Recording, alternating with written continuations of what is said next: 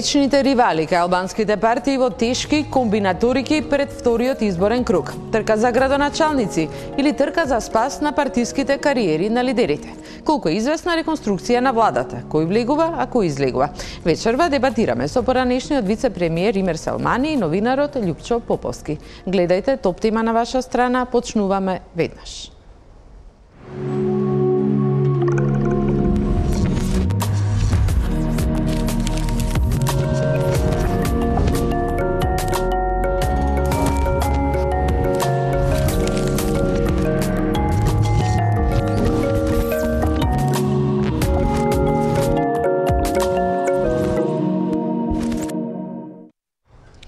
Добро вечер. Станува се пожестоко пред вториот изборен круг на локалните избори кај албанските партии.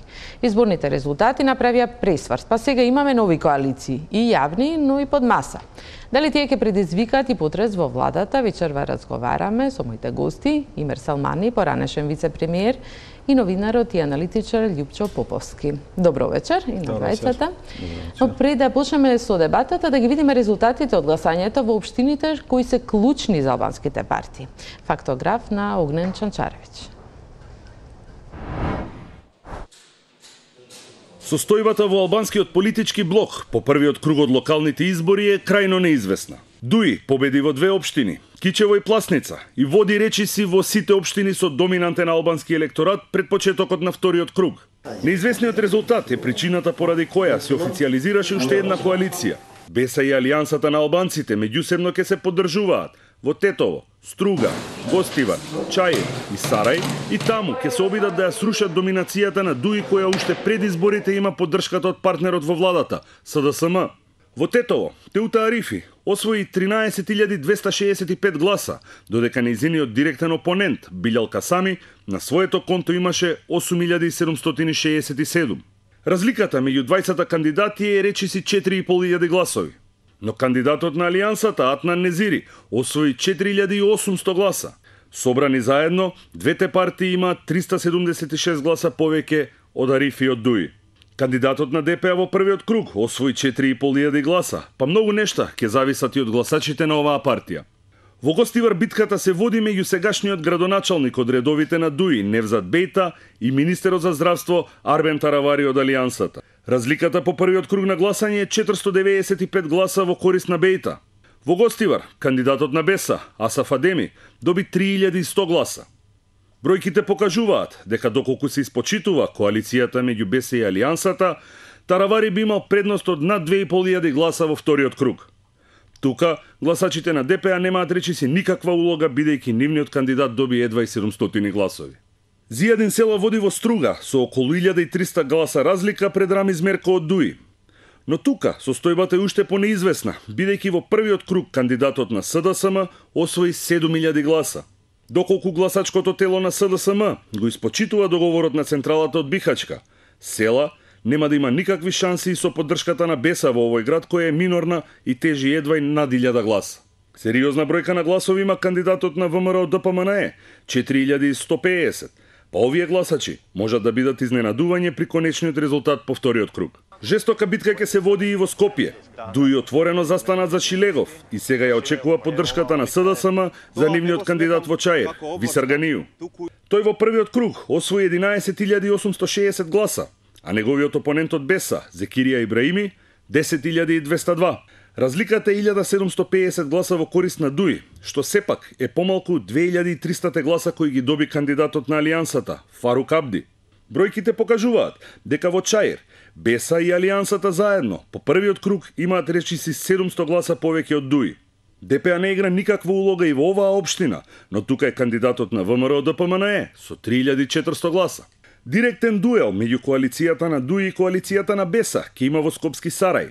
Поранешниот министер за правда Блерин Беџети убедливо води во првиот круг со освоени речиси 8000 гласа. Втор е кандидатот на Беса, Башким Бакију, кој освои 4850 гласа. Ештреф Алија од Алијансата освои 3200 гласа и доколку овие гласачи предат на страната на Бакију, тој има сигурна предност од 700 гласа пред почетокот на вториот круг. Тоа беа изборните математики, се подсетивме на резултатите, а математиките на големо се прават во сите партии во албанскиот политички блок. Алијансата и БЕСА се здружија да ја урнат ДУИ. Господине Имери, дали ќе успеат? Знаете, ништо не почнува од некој претходен резултат на овие избори, резултатот е нула. Така што од почеток почнуваат пак гласовите да се придобиват, иако имаме видно изменета состојба на теренот, од една проста причина, затоа што имаме нова коалиција помеѓу две партии кои што се албански, значи една која што е дел од власта и една која што е дел од опозицијата, значи БЕСА и Алијансата, која што многу веќе ја нарекува за некои дека тоа е вистинскиот избор на албанската, да кажеме, политичка елита. Другите ја нарекуваат дека тоа е избор за спасување на челните луѓе на едната или на другата политичка партија. Меѓутоа ценам дека самиот факт што на вториот круг на локалните избори се случи коалицијата, а не на првиот, дава повеќе за право на втората теза дека сепак ова коалиција се направи помеѓу двете политички партии во моментот кога проценија дека и едната и другата политичка партија некоја повеќе, некоја помалку ќе ги изгуби локалните избори. А локалните избори се за сите политички партии, а покотово за новите политички партии, како што се Алијансата и БЕСА, преголем тест, односно исклучително битен момент како понатаму ќе продолжува да функционираат, во каков формат ќе ги гледаме во политичката сцена, и затоа за многумина ова е неприродна коалиција, затоа што коалицираат една политичка партија која што е дел од власта и другата политичка партија која што е дел од опозицијата. За мене коалицирањето е легитимен инструмент, затоа што на крајот на денот се бројат изборите, меѓутоа сите треба да бидеме искрени и честни, а поготово тие што ја прават коалицијата, дека коалицијата има предзнак повеќе за спасување, односно за придобивки на самите партии, а помалку на електоратот. Затоа што од друга страна па имаме коалиција која што од самиот почеток се промовираше, таа коалиција помеѓу ДУИ и СДСМ, која што на почетокот пак кај одреден дел од јавноста се критикуваше дека е премногу непринципиелна, никогаш досега видена, една коалиција помеѓу македонска и албанска политичка партија. Сепак треба да ни биде најасно дека овие избори се локални избори и дека градоначалниците кои што се бират да бидат градоначалници на сите граѓани на таа општина, без разлика дали се македонци, албанци, турци и така натаму. И мислам дека ДУИ и СДСМ направија одличен избор визави политиките кои што ги започнат пред 7-8 месеци, односно со составувањето на новата влада, и ова коалиција е легитимна и легална, така што навистина ќе имаме вистинско соочување и граѓаните малку ќе бидат во зорт да се определат, односно ќе бидат во една сладка дилема, да се определат за која коалиција, значи за едната и за другата, и на крајот мислам дека исто така премногу големо влијание ќе има и самата личност која што кандидира, затоа што да не забораваме дека влијанието на кандидатот, на кругот на кандидатот, неговиот бекграунд е премногу битен за да граѓаните одлучат на крајот кому ќе му дадат гласот. Поповски, прилично изедначена практично, ако зборуваме кај градоначалници, кај дури во 11 не се знае изедначена е оваа битка, но оваа коалиција на БЕСА и Алијансата, колку во суштина има потенцијал да и наштети на ДУИ, која од друга страна посвои само 2 градоначалнички места? Нели е тоа ДУИ освои 2, ама другите не освои ни една. Тоа сепак е многу поголем резултат од колку другите. Оваа коалиција, не знам, голем дел од работата што јас сакам да ја кажам, веќе ја каже Извини. Селмани, но ја мислам дека ако тие не победат, ќе имаат многу повеќе ќе загубат отколку што можат повеќе да добијат. Разбирате, значи двајцата политички лидери на Алијансава и на БЕСА се исклучуваат од државната сцена, значи кај што можат да влијаат врз политиките во држава на секаков начин, дали преку владата, дали преку опозиција, дали преку, за да станат градоначалници на градови, на моќни партии во албанскиот политички блок. За мене тоа е политички неопортуно, незамисливо, но очигледно да, меѓутоа лидерот на Алијансата Села вели дека тој не има намера да излезе од владата, дека оваа коалиција не тој е ама тој ќе излезе од парламентот. Тој ќе излезе од парламентот. Значи, ние знаеме каков ореол, особено кај албанските граѓани, па и пошироките граѓани, поширокиот круг македонски граѓани доби во настаните од 27 април Села. И сега тој од првите редови се повлекува назад таму до општина, ако ја добие општина Струга. Како е тоа задоволство лично, дека го победил Рамис Мерко или дека не сака да се занимава со висока политика, или пак не може да го скроти темпераментот кој што е повеќе националистички отколку другите партии, па и прави повеќе штета на владата, па и на самата партија. Сметате дека неговата спомнувате националистички настапи и реторика пречат на владата, дали досега не и помагаат? Не и пречат, можеби не толку, но повеќе одмагаат отколку што како да кажам, да и пречат. Малце тоа во нијанси треба да се каже, но очигледно не и помагаат. Но ај за Села ја некако имам разбирање, но Билал Касами кој што сакаше да стане лидер на албанските гласачи во Македонија, не велам за албанската популација, да се повлече во Тетово како градоначалник, за мене е нонсенс. Според мене, како ја гледаме како политичка ситуација. Можеби оттаму има големи ресурси за раководење, за да може да презентира успеси, што ја знам, да ја прошири базата на партијата, но да се повлечеш ти како нова партија која што има перспективи, да се вратиш во град. Дали мислите, не е соодветно за развојот на една политичка личност? Овие двајца лидери го трошат лесно капиталот политички што го заработија на парламентарните избори, дека сега ќе го потрошат на локалните, како што... Не знаеме дали ќе го потрошат или нема да го потрошат. Ќе знаеме после вториот круг, од кој ќе видиме резултатите, дали ќе направат резултат, дали ќе ги добијат изборите или не.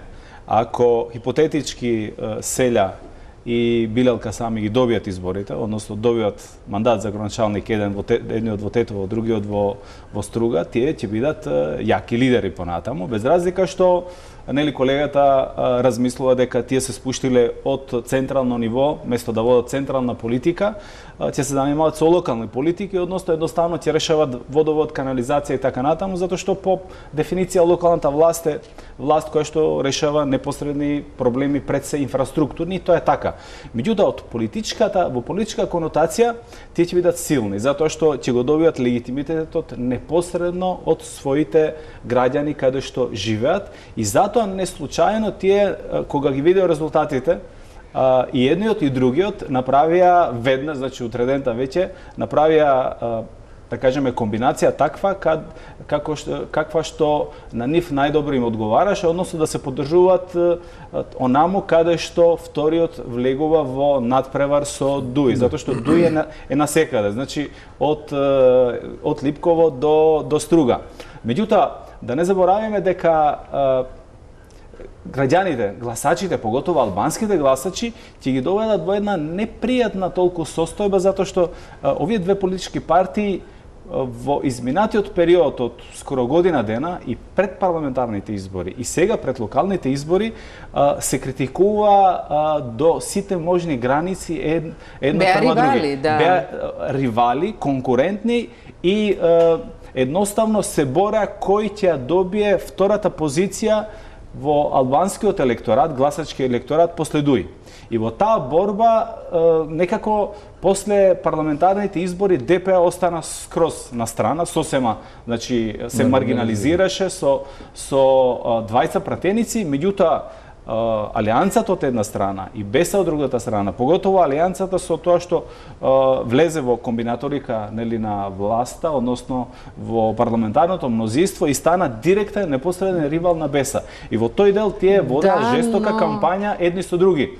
И сега на некој начин е премногу кратко треба да биде памтењето на гласачкото тело за да тие успеат на некој начин да ги повлечат гласачите да гласат за еден од кандидатите без разлика дали е на Алијансата или на Беса. Што сакам да кажам? Уште поголеми ривали се Ахмети и Тачија и нив ги гледаме дека... Што сакам да кажам? Сакам да кажам дека ќе биде ѓаволски тешко. Ќе биде ѓаволски тешко да функционира математиката 1 плюс 1 2. Затоа што во сите коалиции, ако тие се случуваат предизборно, па поготово ако имат идеолошка, да кажеме, заедничка компонента, па програм заеднички, па заеднички кандидати, па афирмација добро, значи соработка со гласачкото тело, структурите доле на локално ниво, на регионално ниво, кога функционира добро, коалициите обично дават резултат 1 плюс 1 3. Значи, тука се приклучуваат секојаш и луѓето кои што се неопределени. Обично гласат за коалиција затоа што сметат дека заеднички силите се секојаш појаки. Меѓутоа, во овој случај, ова коалиција тешко дека ќе функционира 1 плюс 1 2. Така што резултатот може да им биде помал од 1 плюс 1. Значи, може да биде 1,5. Дуи ДП да би функционирале и тука имаме двајца ривали веќе ве прашам. Таму има традиционално значи имаме ривали кои што од секојаш биле еден против друг. Не знаеме дали ќе имаме таква, значи вчера, денеска се шпекулира дека би можело да има некоја соработка. Лично сметам дека и таа коалиција ќе биде многу штетна за Дуи. Затоа што кај албанската популација ДПА веќе се смета како политичка партија која што тотално маргинализирана. Низиниот кандидат, да кажеме, во Скопје, во град Скопје, освои само, не знам, 1000 и нешто гласа во споредба со Шилегов или со Коце или со кандидатот на Беса, односно кандидатката на Беса која што неколку илјади освои. Така што тие се премногу слаби, немоćни за да направат одлучувачки, односно да бидат одлучувачки и дури во тој пат што го имат, сметам дека таква една коалиција, јавна коалиција, би била погубна за Дуи.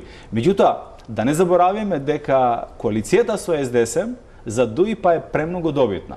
Затоа што перцепцијата на гласачкото тело воопшто во Македонија, поготово после првиот круг од локалните избори, перцепцијата за СДСМ е како победничка партија. Кај албанското гласачко тело истото важи. Значи, синоќа имаше, премиерот беше на посета во Љубетер. Јас имам таму и роднини, и пријатели, ги раскажува како пола сат луѓето не може да стигнат да се сликат со премиерот. Значи, никогаш немало толку посетеност на присуство на еден митинг или, да кажеме, на посета на еден политички лидер, колку што имало синоќа. Така што тој ветер е многу по-користен или, да кажеме, суштински ќе им помогне на нив, него, да кажеме, комбинација со ДПА, која што, пак викам, не знаеме дали ќе има или ќе нема, меѓутоа таква една комбинација нема да биде сигурно еквивалент на коалицијата која што ја има Беса со Алијансата.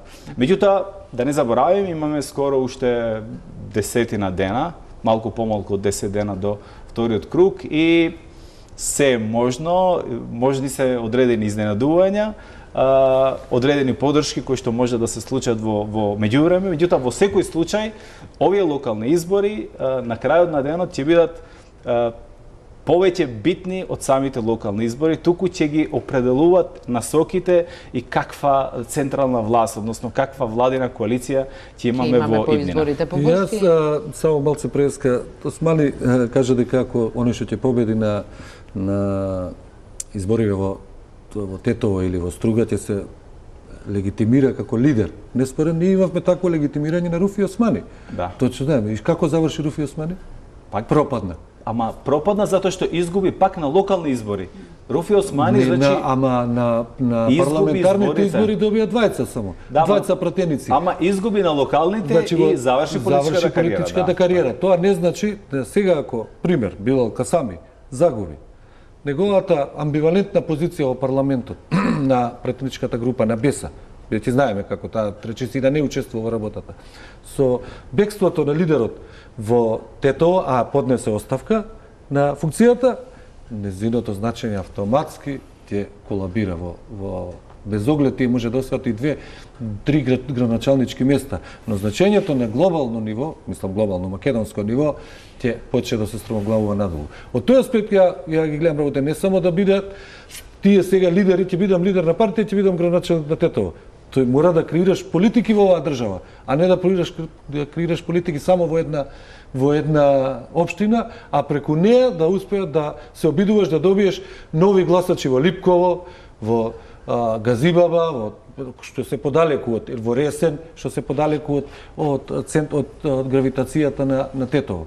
Од тој аспект мислам дека тие според мене направија грешка, но секоја пресметка си ја правеле во партијата. Според мене и според многу други граѓани на државата, тие направија грешка затоа што одлучија да се вратат од политиките каде што им припаѓа местото, централната власт, централните политики, државните политики, поготово во еден период кога навистина почна реформски воздух да дишеме или да имаме ветер еден реформски, таму, онаму каде што сакат мнозинството граѓани, поготово албанците.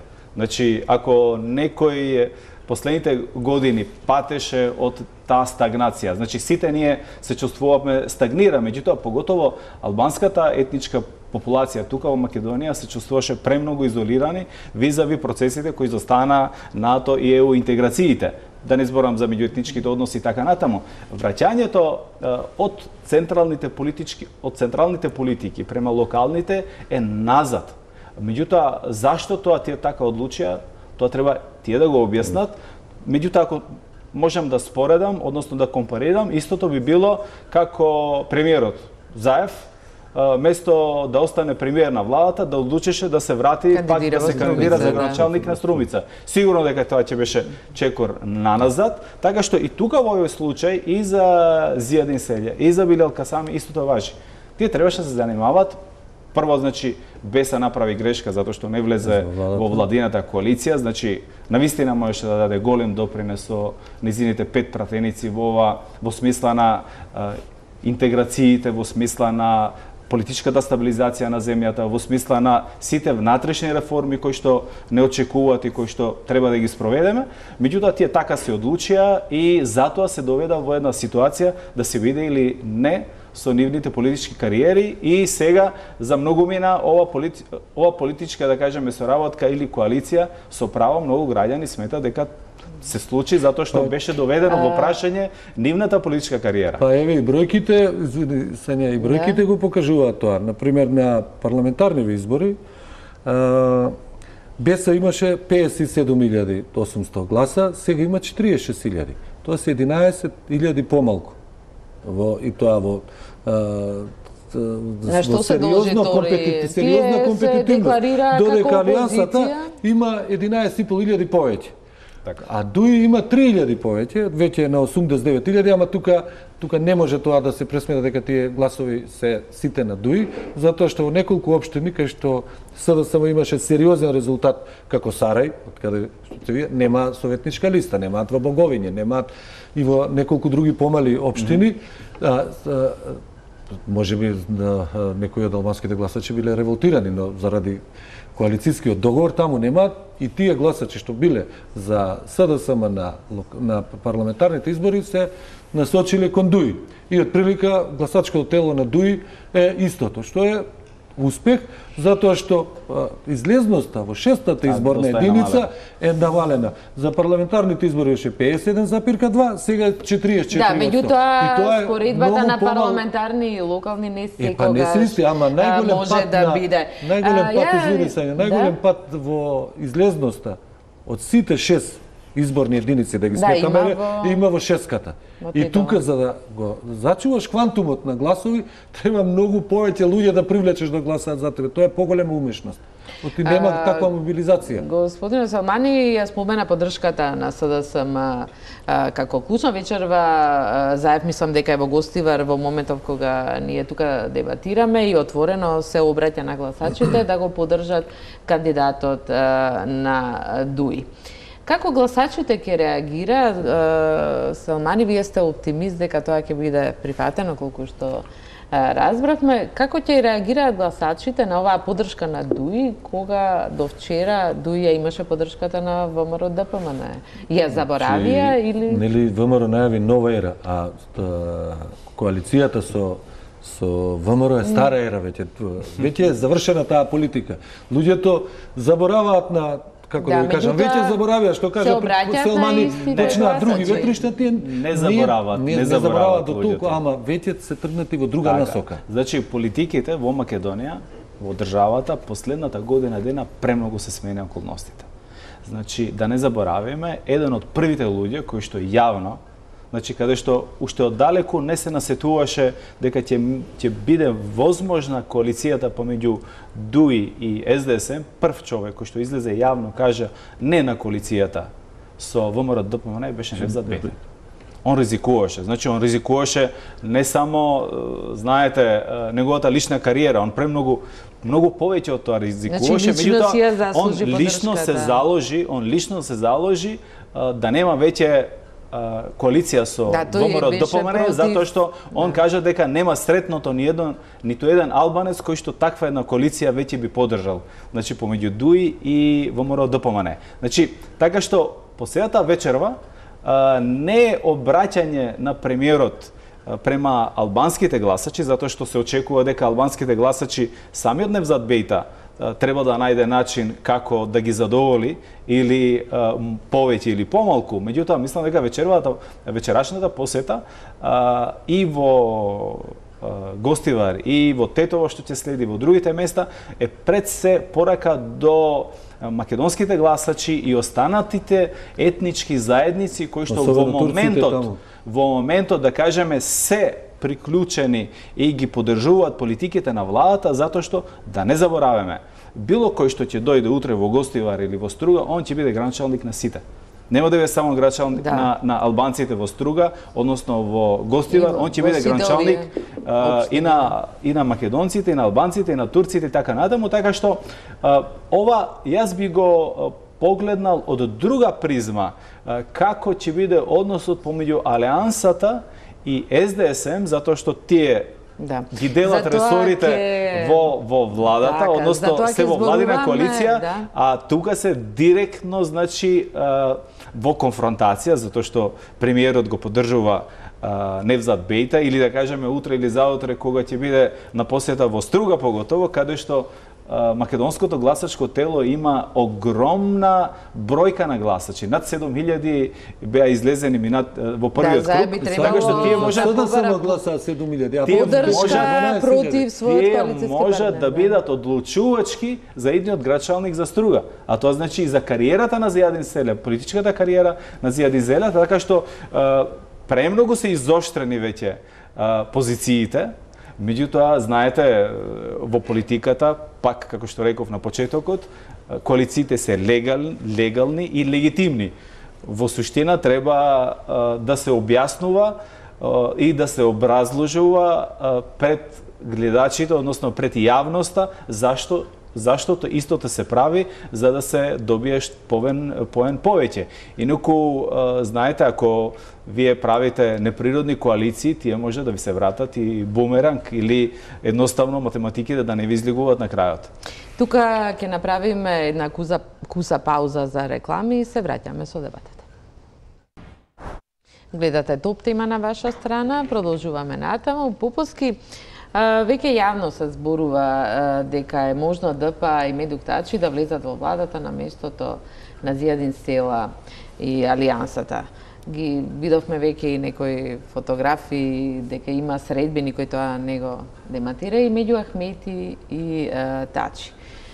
Тачи практично и ДПА како да исчезна од политичката речи си сепак се парламентарна партија. Кој е мотивот да се спасува, условно речено, Тачи во овој момент? Значи, треба малце да ги погледате кандидатите, прво да ги погледаме кандидатите за пратеници што беа на изборите 2016. Села беше во петата изборна единица, влезе заедно со Весел Мамеди.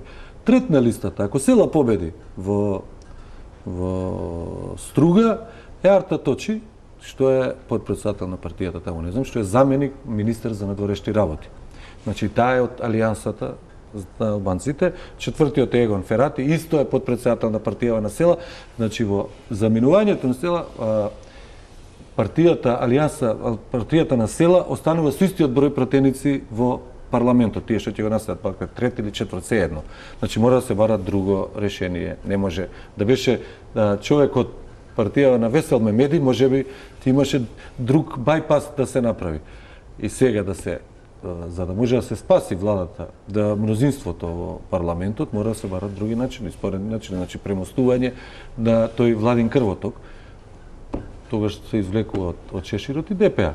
Во одреден случај ДПА има корист да влезе во владата, бидејќи е сега маргинализирана, не толку освоја 16.000 гласа, ние зборувавме на паузата, тие може да бидат клучни таму кај што се изедначени трките во неколку општини и дуи биле противници да Ахмети и Тачи биле, но секогаш меѓу нив имало разбирање, не биле тие закрвени политички непријатели како што се Дуи и ДПА и Беса, па да не можат да се видат.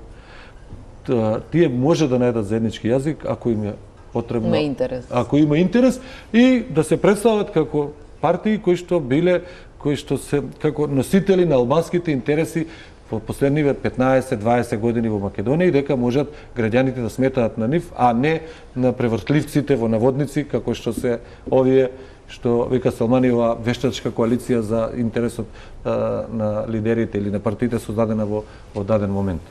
Вие добро ја познавате ДПА и Тачи, зошто токму Ахмети реши да го спасува Медук Тачи во овој моментот? Толку е голем интересот или не би знаеле сега во моментот, мислам ниту јас, ниту било кој друг дали ќе има коалиција.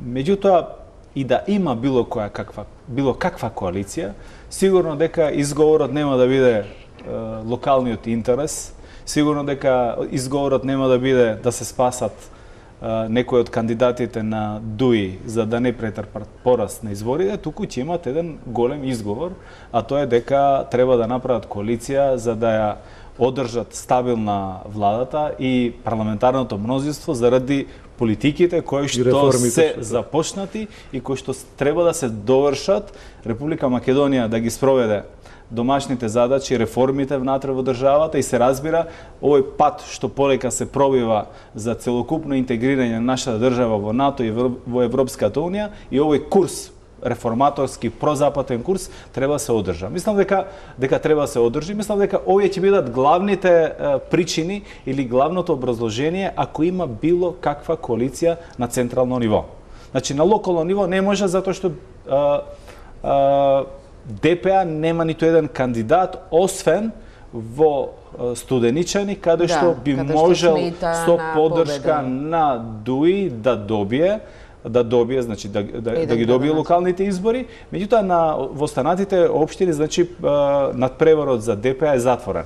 Така што единствена добра причина би бил и добар изговор се разбира, би бил стабилна влада, без да се навлезе повторно во некои предвремени избори, кризни, да кажеме, моменти пак, неизвестно за иднината на државата и така натаму. И мислам дека ова може да биде легитимно образложение за и прифатливо гласачите албанци ќе го прифатат гледајќи ги Ахмети и Тачи заедно после се што помина и сето тоа големо коалиција нема да биде вин-вин. Може би е многу поголемо ривалство отколку меѓу Беса и Алијансата. И таа коалиција нема да биде вин-вин комбинација и таа коалиција нема да биде 1+1=2.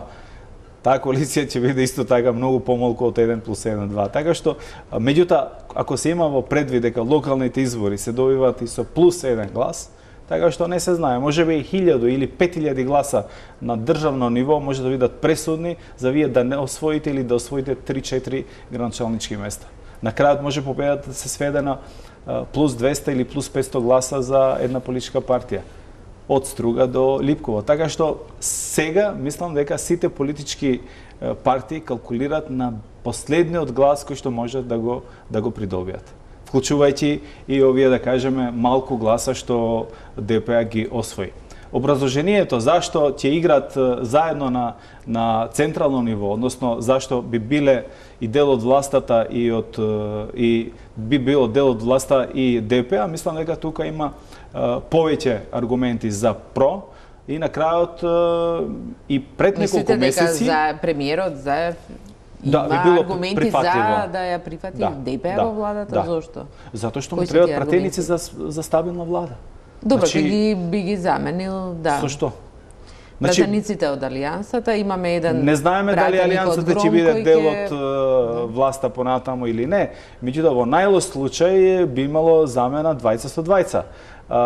Било што плюс ќе стигне, дали е тоа од ГРОМ, дали е тоа некој помал коалиционен партнер од ВМРО ДПМН, кој што во следниот период се очекува нели малку ситнење во тој политички кампус, ќе бидат само во полза на зајакнување на парламентарното мнозинство. Сепак е тоа тесно мнозинство. Кревко мнозинство. Таа така е започната и така ќе продолжи. Меѓутоа, ова кревко мнозинство има повеќе шанси да биде да зајакнува и да расте по со еден или 20 или тројца плюс пратеници, така што не очекувам дека е загрозена, дека ова мнозинство ќе падне испод 61.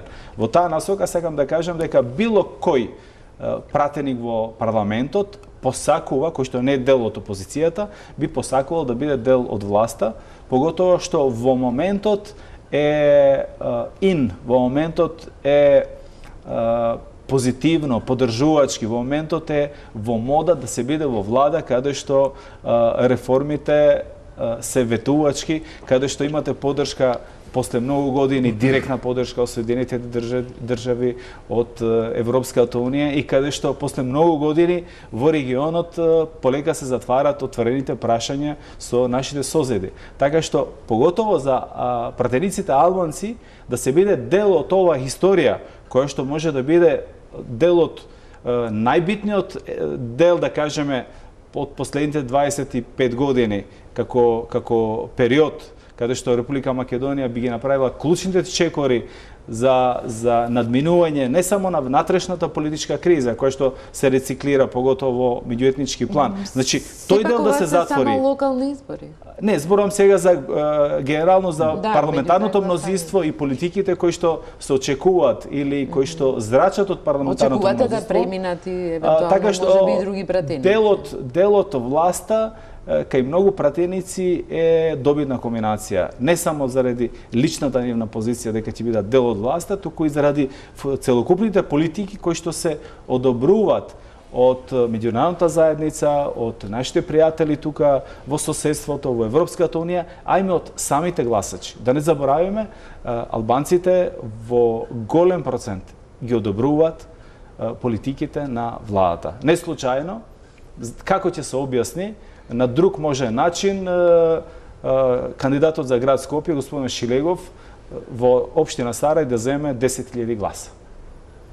Значи, ви се молам, значи, останатите Коце Трајновски мислам дека имаше околу 500 гласа, Бекин Фазлио имаше неколку стотини, значи 300 или 400 исто така, значи Шилегов имаше 10.000, скоро 10.000 гласови. Кога сме кај гласовите бобовски, мислите ли дека е лесно да се контролираат овие гласови? И парламентарните и локалните избори покажа можеби нешто друго. Дека граѓаните, дека имаме промена. Со овие коалиции се смета дека тие се контролирани. Се разбира дека не е лесно и ќе биде многу тешко да се мотивираат луѓето да изгледат следната недела на изборите и во овие места кај што има таков судир политички за градоначалници. Само 3-4% помала излезност да има, Бидејќи ти не знаеш од каде ќе биде таа помала излезност. Може да ти направи голема штета на крајниот резултат.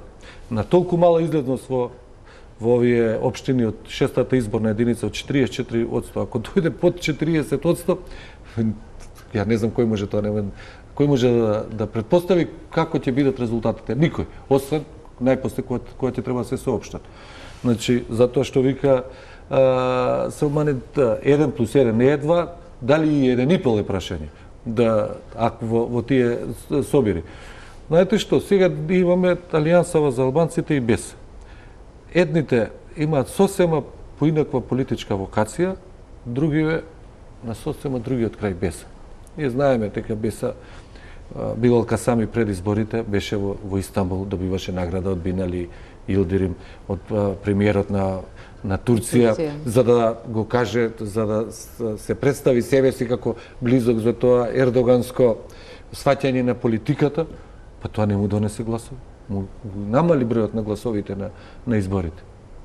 Значи, перцепцијата на гласачите не е за она што ти мислиш дека си направил добро дело, туку веројатно тоа што тој го направил да се представува како близок на таа турска политика, изгубил 5000 гласа. Сега треба да ги надокнади, може на следно огласение уште 5000 гласа да изгуби за тоа. Така што сопствените представи, господинот Селмани бил политичар, знае дека сопствените представи се едно, а резултатот на теренот е друго. Особено после, значи, на парламентарните избори, кога вашата партија не успеа. Од 20.000 гласа. А претходно добивте 150.000 на парламентарните избори. Наеднаш сето тоа се урива како кула карти, а не можеш да ги најдеш точките зошто и од каде тоа се случило. Така и со овие коалиции и собирањето, мотивирањето на гласачите, на албанските гласачи, па плюс и на македонските гласачи. Немате да ги заборавиме и овие на ВМРО ДПМН гласачите. Што ќе се случи со тие гласови на овие избори? На секој избори, например, во Тетово, гласовите на ВМРО ДПМН од гласачите на ВМРО го одредувале победникот.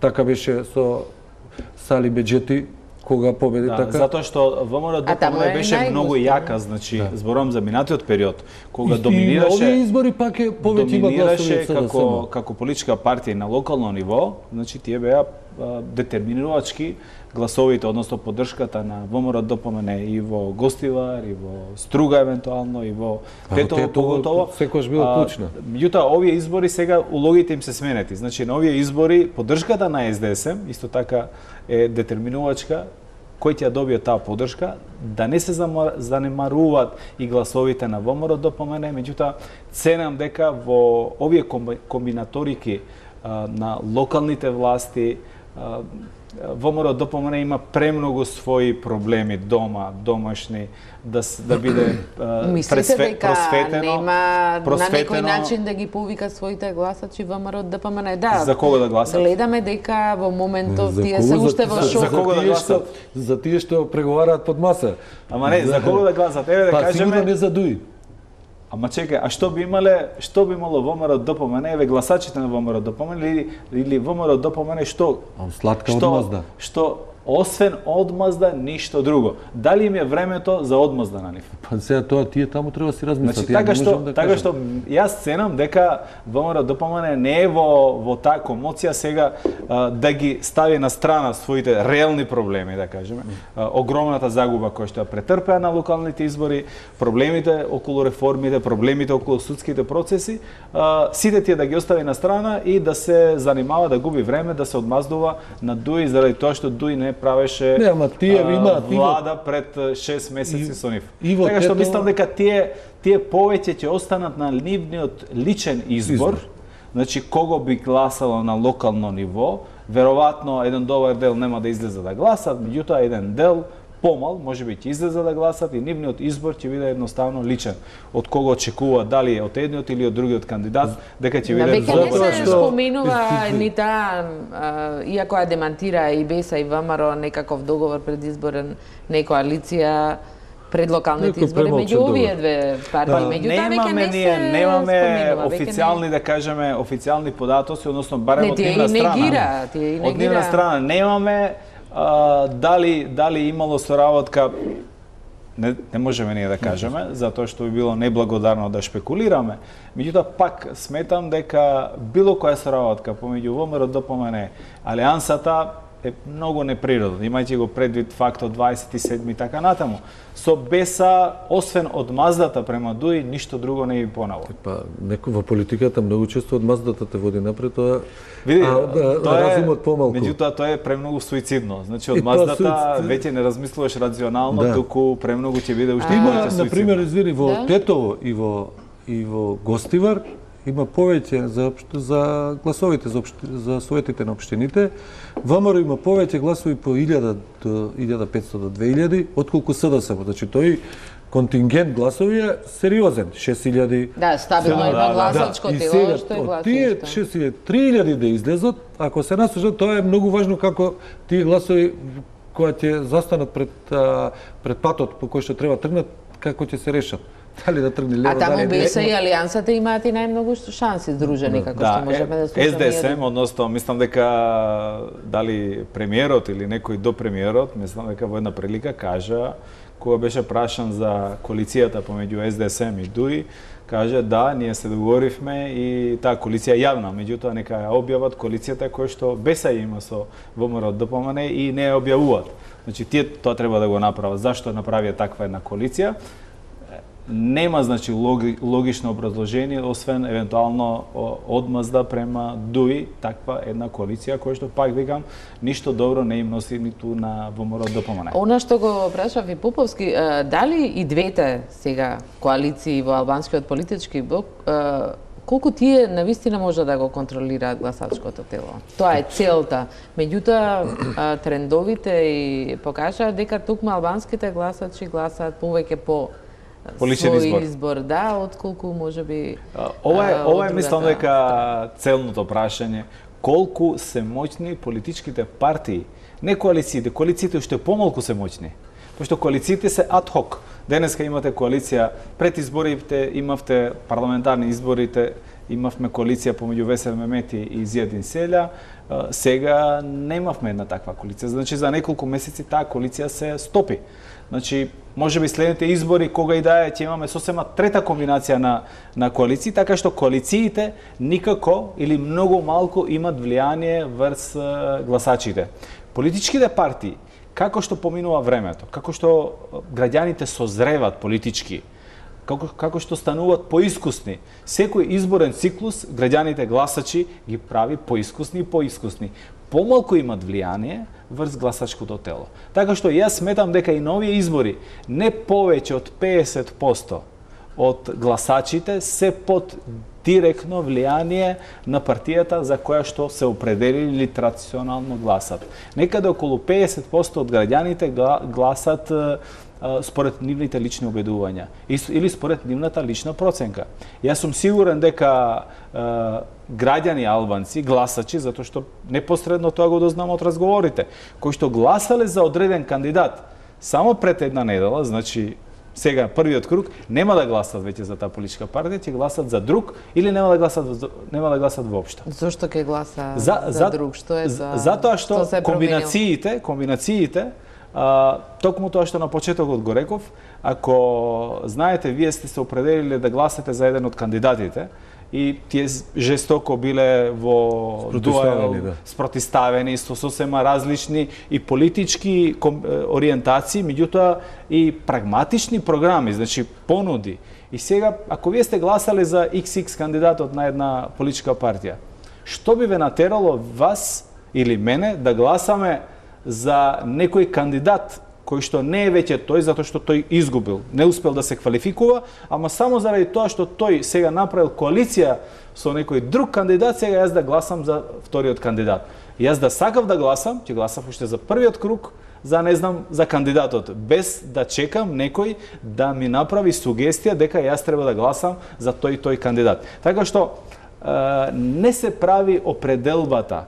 Обично граѓанинот, гласачот не одлучува пред изборите една недела, 2 дена, 3 дена. Многу порано, месец дена, дури повеќе и порано, значи секој од нас имаме, веќе сме определени за кого ќе гласаме. И туку така не се менува определбата дека само заради тоа што има одредена комбинација во кампањата, па не сме во кампања сега, нели? Дека заради тоа ние ќе го смениме нашиот став и ќе гласаме за друг кандидат.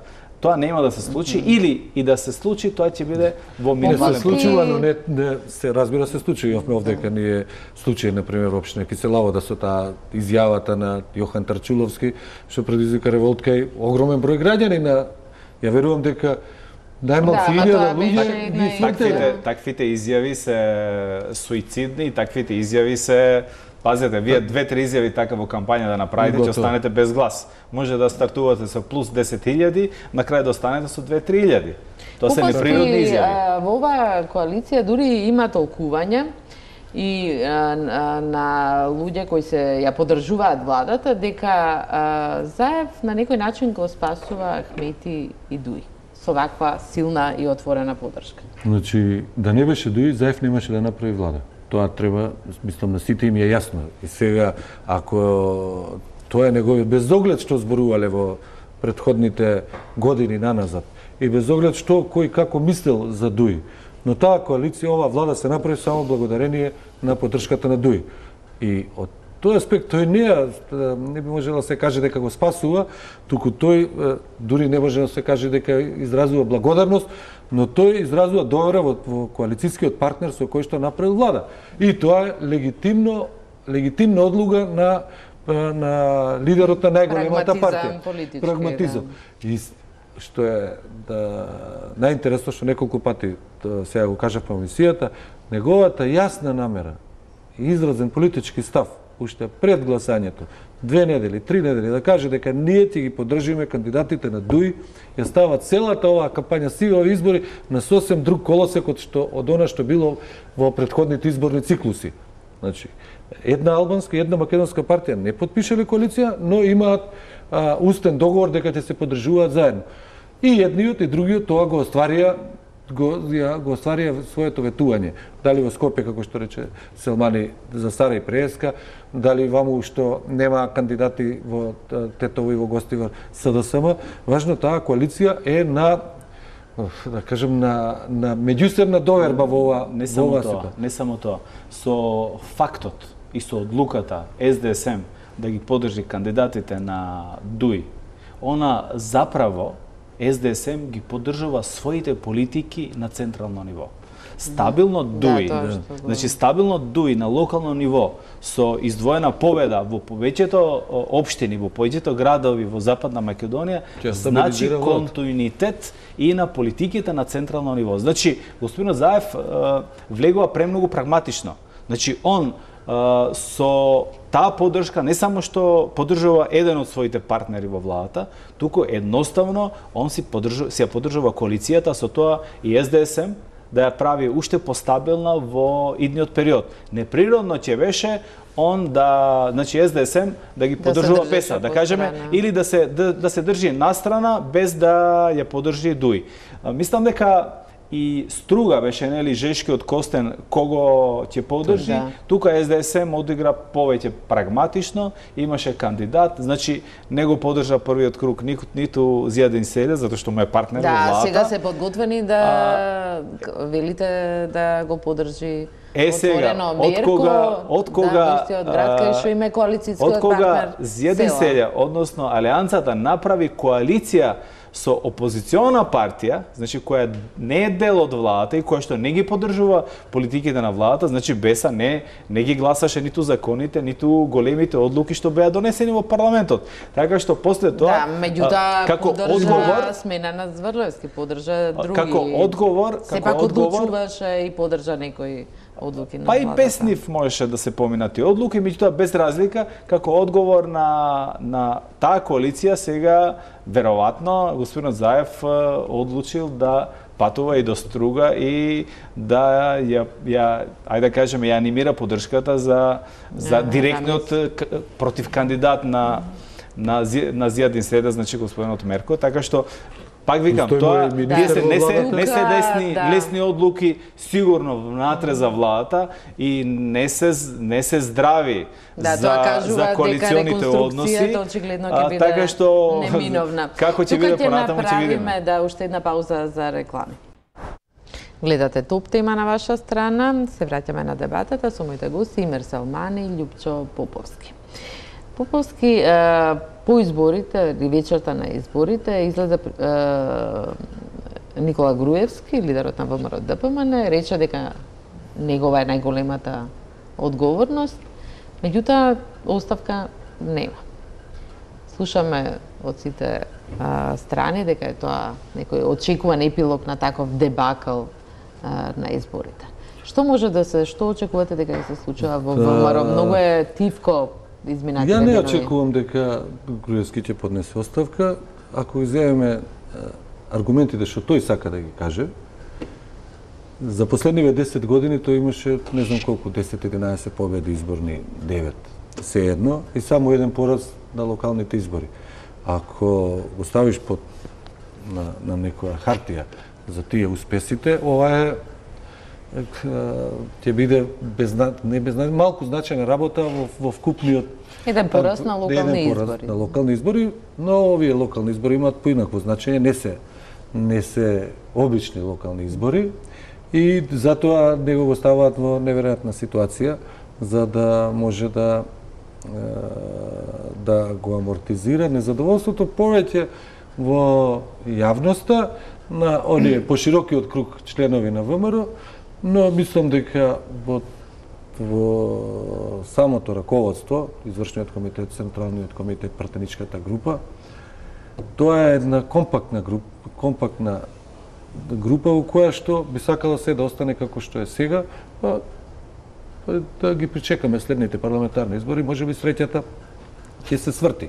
Да гледаме последниве 2-3 дена тие изјави што ги поднесуваат, што ги кажуваат, па барањата за амнестија на учесниците од 27 април, референдум за договорот со Бугарија, значи без оглед тоа што се зборува дека Груевски треба да поднесе оставка, ова текот на мислата и на политиките во раководството е на сосема друга насока. Па Владко Ѓорчев излезе и рече дека извештајот на ОПСЕ за изборите е нереален и необјективен. Значи, како да ви кажем, после сите напади на Европска Унија, на САД, после читањето декларации пред ДИК, во последниве 2 недели има 2 средби со сите амбасадори Груевски, неговите соработници, со сите амбасадори на ЕУ и НАТО во Македонија, тој излага сега и против ОПСЕ, извештајот е нереален. Значи, таа политика што е зацртана и ова раководство ќе се движи, според мене, во таа траекторија. Дали некој друг ќе успее да се вмеша од групите во реформаторите, мислите однадвор или внатре? Не знам, ја некми овде како гледав еден од тие реформатори на топ тема со Чомовски или Илиевски, мене наеднаш добив поинаков впечаток за вокабуларот на тие луѓе. И ако читавме изјави, интервјуа на Михајловски, на Богоевски, кога тој овде го нарече специјалното јавно обвинителство, така наречено специјално обвинителство, дека политичките раководители на ВМРО треба прво правно да одговарат, да се види кога ќе се донесе правосилна одлука после 2, 3, 4 години, тогаш треба да понесат политичка одговорност. Мислам, ја не можам да сватам за какви реформи тие се залагаат, ако не бараат од нивното раководство морална одговорност и политичка за ситуацијата во која што ја доведе во државата. Ако ја чекам да има правна разврска, па Вили Клас си поднесе оставка на место да генерален секретар на НАТО, па пресудата за него дојде после 4 години. Па кој би можел тоа? Во ниједна земја не би постоела никаква политичка одговорност ако сите чекаат да заврши правната разврска на случаите. Било каде. Така што тоа што го кажа реформаторите, што го кажуваат реформаторите со промена на статусот, демократизирањето, а не осудувањето на политиките кои што ги водеше ВМРО, не им дава големи шанси за, според мене, за успех да направат во партијата и за промена на идеологијата и за поголема одговорност кон граѓаните и кон луѓето што ги гласале. Така што тие треба да направат 2 чекори понапред, отколку ова играње со правни акробации, како може да се заврши статутот, ако се промени само тоа не значи дека Груевски пак нема да биде председател. Или пак дека во статутот ќе биде напишано дека она што беше направено со прислушувањето, со оддалечувањето на Македонија од сите интеграции кон ЕУ, кон НАТО, тоа не може во статут да го ставиш, тоа мора уште сега тие да го кажат, да ги осудат тие политики, за да може да мотивираат една поголема група членови на партијата, за да бараат нов правец во партијата. Не се бара правец само со реформи во статусот и демократизирањето во општинските комитети. Треба комплетно да се сврти целата партија. Тактизира ли Груевски и се случува ли нешто во ВМРО ДПМН, што мислите?